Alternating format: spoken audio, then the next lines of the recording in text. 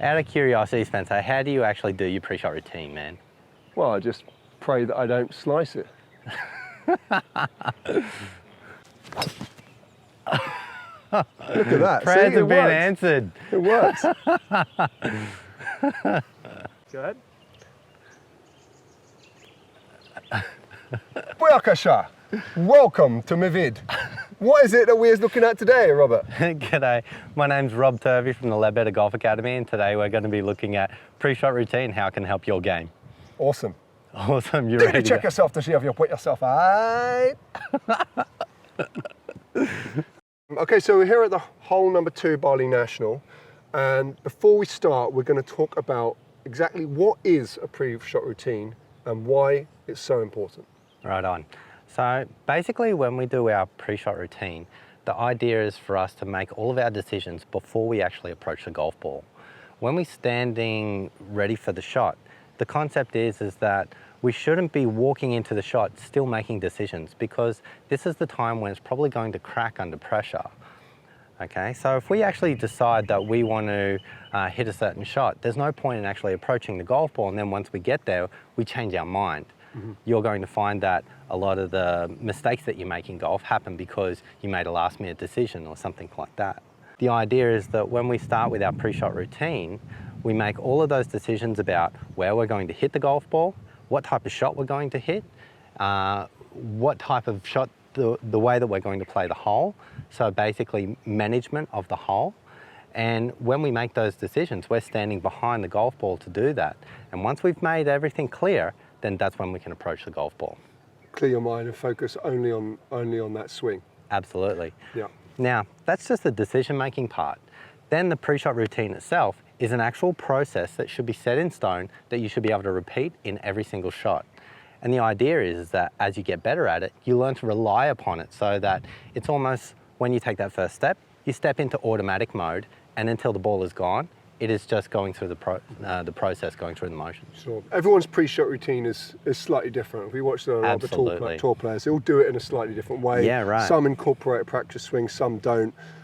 Maybe we should talk through your pre-shot routine and then discuss some of the options for other people, how they could incorporate their pre-shot routine. But focus mainly on the number one aspect is that pre-shot routine has to be the same every time you play that ball. Exactly. Yeah. All right, cool. So let's do that. Let's get into it. Okay. So I know this hole. This is hole number 2 Bali National. It's got a pretty hard dog leg to the left-hand side. I know that I shouldn't use a driver on here unless I'm being really aggressive. So I actually chose my hybrid because I already know this shot. But when I get up here, depending on the wind, is going to give me a little bit of variance in where I'm going to aim. So the first thing that I do is when I come up here, I start my decision-making process. So what I do is I start to think, okay, well, where do I want to hit this golf ball? The wind is coming a little bit from right to left here. So my choice here is I'm going to decide that I want to aim over that tree and aim to hit a bit of a draw. And that's going to put me pretty much into the fat part of the fairway, good for a second shot coming into the green. Now, because I've made that decision, I now want to go in, I probably want to do some practice swings to confirm that. So I've made that decision, my decision-making process for the shot is good. I'd probably walk in, just do some practice swings, nice and easy to get that feel for it. And that's a nice confirmation for me. You know, I use that as a way to do it. And I also see a lot of people when they do their practice swings and they walk away from it by turning their back to the target.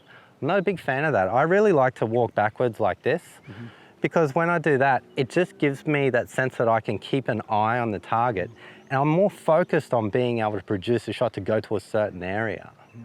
Now, as I get ready to go into my pre-shot routine, I'm that guy that likes to set my grip first before I even start. And a personal thing that I like to do is I tend to point my shaft exactly where I want to hit the golf ball. And then that tends to be my trigger to start my pre-shot routine. So as I start, the start happens from the first step. I walk in, and then I look down to the golf ball. Part number 1 is basically that setting of the grip. Part number 2 is going in and setting that golf ball to the target in which I'm intending to hit to. Part number 3 is setting my feet so that they're square to my club face. once I set my feet, I can pretty much be assured that I'm pretty square to exactly where I want to be. Now, I check my target. I set my body so that I'm really feeling correct over the golf ball, so that if I felt too close, I would readjust and stuff like that. That's my part number 4. And then once I'm feeling good, I'll pull the trigger. So that's the way that I do it. But it happens pretty quick.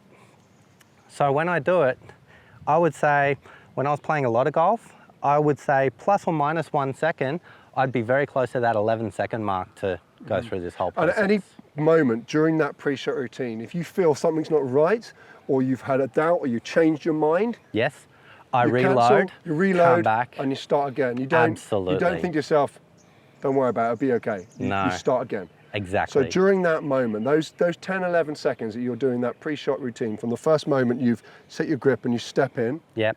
there is absolutely nothing else going on in your mind apart from that exact pre-shot routine. Exactly. I've made my decision, I've made my commitment, and my job is to go in and get the job done. And that's everything from including to the number of times you might look up, the number of times you might do the shake of your hips, like reset your body.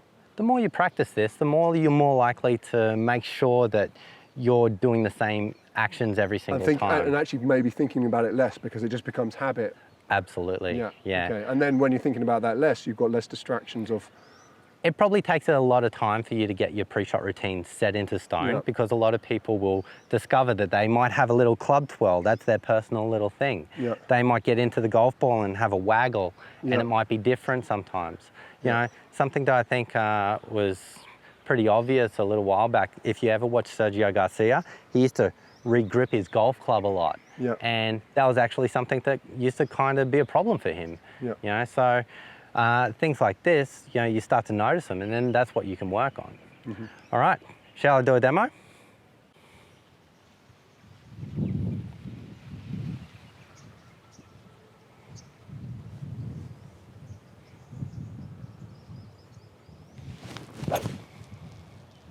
Yeah, very nice shot, exactly as you described there. Fat part of the fairway. Right on. So, if you noticed as well, like when I started to do my pre-shot routine, this is my time. So that 11 seconds, that belongs to me. So, you know, when I go through that, I expect that that is the time that other people as well, they would want to watch or be quiet during this period. And for me, myself, I wouldn't interrupt myself by talking or having a yak to my friends while I'm doing it. That is the time where I'm actually supposed to be serious about my golf shot. You'll find that, like, if you're out there playing with your mates, the tendency is to be having a bit of a laugh, and, you know, you walk into the shot and you know, oh yeah, laughing with one of your friends. But, you know, you've got to realize at the end of the game, if you're not playing that good, you can't blame your golf, because you actually didn't take the time to be serious enough over your one shot. Yeah, okay. Yeah. Well, as we probably saw earlier on in the clip, my pre-shot routine is not exactly the best. So this is definitely part of my game that I need to focus on. So where can I start? You mentioned earlier that you kind of build up your pre-shot routine over a period of time. You get used to what you do and what you feel comfortable with. Right. But I think after listening to you describe it today, I should spend some time thinking about what my pre-shot routine really is. Yes. And maybe over the next 3 or 4 weeks, when I'm playing golf, I can think about what am I doing before the shot? What is it that's making me feel comfortable?